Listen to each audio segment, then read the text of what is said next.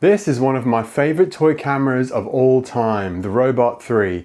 In this video, I'm going to tell you all about this little beauty. I'll tell you about its history, what it's like to use, and I'm going to show you lots of photos that I've taken with it all over the world. So the Robot 3 action camera is a cheap plastic 35mm film camera made around 2007-2008. It was sold by Vast Fame Camera in Hong Kong, which was a company which had connections to a factory in mainland China. Vast Fame produced a few different toy cameras, as well as digicams, underwater cameras, and disposable cameras. But arguably the most celebrated of their camera lineup was this little fella, the Robot 3, also known as the Disderi robot. The Robot 3 is entirely made of plastic, with the bodies of the camera either being white or black, but each camera is given a splash of color and some personality by the different colors that make up the robot's face, the rewind crank, and the shutter button.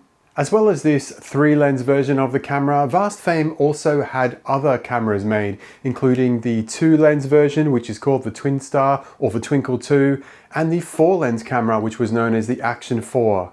Now looking at the Robot 3 camera here, you can see that the camera has 3 lenses. There is one lens in each of the Robot 3's eyes, and there's also a lens in the robot's mouth. And it's said that, this is giving the impression that you're looking at the world from the view of the robot, which is kind of weird because, firstly, why wouldn't a robot actually have like stereoscopic vision? And secondly, why would a robot have a lens in its mouth? That's kind of weird. But let's just go along with this narrative. Here are the 3 lenses in the camera. And those 3 lenses actually give a really unique way for a toy camera to produce an image. Every time you press the shutter, you end up with 3 images on each frame of 35mm film. Now that is not unusual. Of course, there are lots of toy cameras where you have multiple images on the same frame of film. However, the layout and configuration of the Robot 3 images is pretty unique. The eyes sort of make up the smallest part of the image, and the mouth lens has the biggest part of the image. Now, another issue with that kind of narrative about looking through the robot's eyes is that, of course, when you take an image and it's produced on film and developed and scanned, the image is actually flipped. So the mouth image actually ends up on top of the film, and the 2 images from the eyes actually appear at the bottom. So like all toy cameras, the Robot 3 has a single shutter speed and single aperture. The shutter speed is 1/100th of a second, and the fixed aperture is f8. It focuses all the way from 1 meter, which is just over 3 feet, all the way to infinity. So you've just got to remember not to take anything up too close. There's no film speed on the camera, of course. So usually I would recommend, say, 400 speed film, just depending on what part of the world you're in and how bright the conditions are. In Queensland here, I've got away with using 100 and 200 speed film. So if you are going to shoot in really, bright, nice, bright, sunny conditions, 100 speed film, 200 speed film is definitely possible. Shooting more in mixed conditions, maybe load up some 400 speed film. The Robot 3 is a simple and fun camera to use. Probably the most challenging part of the camera is loading the film in the first place. It is a very old school, manual way of loading up film. When you're loading up the film on the take-up spool, quite often there's like a slit in the take-up spool, and you can feed the leader into that and wind the camera on. With the Robot 3, there is no slit in the take-up spool. There's only these tiny little teeth here. So you've got to somehow try and catch the film onto the teeth and wind it on. It's a little bit frustrating a couple of times. It's taken me 5-10 minutes to do it, but eventually, you can get the hang of it and you can load your film up. If you really want to take the easy way out, you could use a tiny bit of masking tape and tape the film leader to the take-up spool. That's one way you're definitely going to be sure of making sure the film is loaded and ready to go. When the film is loaded up, just wind it on and press the shutter button, and you'll hear the little whir of the camera taking photos. Framing is not exactly precise with the Robot 3 due to the fact that the camera doesn't have a viewfinder. So usually what I do is I sort of just point the camera towards my subject, press the shutter button, and hope for the best. And certainly trying to get those interesting, quirky, unusual shots with imprecise framing is all part of the fun. Now, if you really want to, there is a little sports viewfinder on top of the camera, which you can pull up. However, I'm not sure this is actually any better than just winging it. Now, the 3 lenses on this camera are pretty wide. They have a focal length of around 25mm. And the sequence of images takes about 1/5 of a second to complete. During that sequence, you can flick the camera and you get photos like this. You can of course also take portrait orientation images with the Robot 3. The image quality of the Robot 3 is pretty good for a toy camera with plastic lenses. It's fairly sharp in the middle, and of course you get some blurring and some vignetting around the edges of the frame.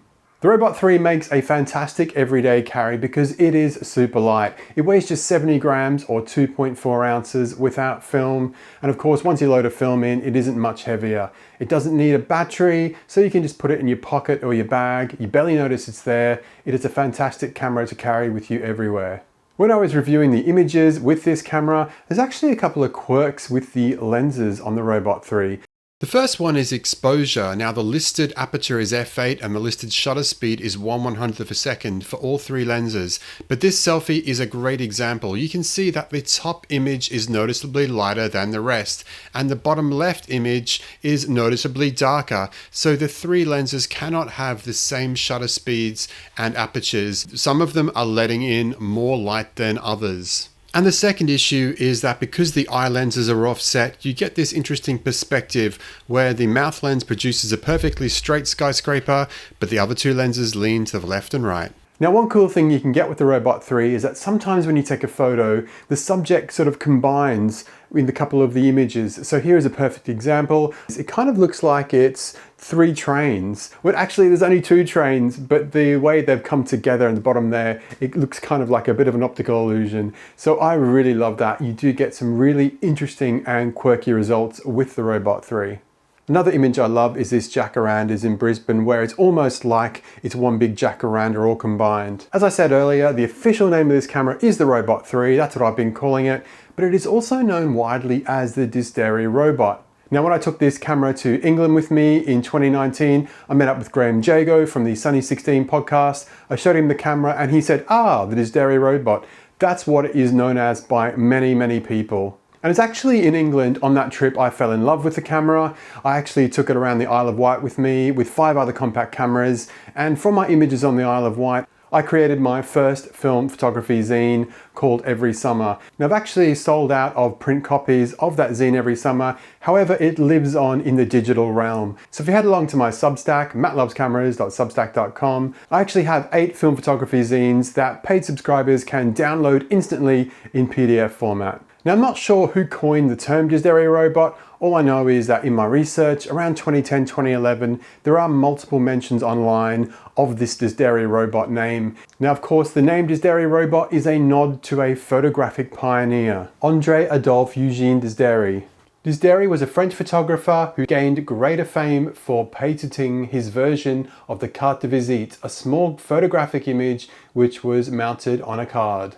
Now, because there were multiple images on this card that Disderi created, people are looking at the images from the Robot 3 and they coined it the Disderi robot. Despite its quirky looks and questionable reason for being, the Robot 3 is a ton of fun. I absolutely love this little camera. So if you're on Facebook Marketplace, you're on eBay, you see a Robot 3 camera, my advice to you is snap it up, buy it, load up some film, have a lot of fun because it really is a really cool and quirky camera. What did you think of the images? I would love to know. Give this video a thumbs up, leave a comment below, and I'll see you next time. Cheers, bye-bye.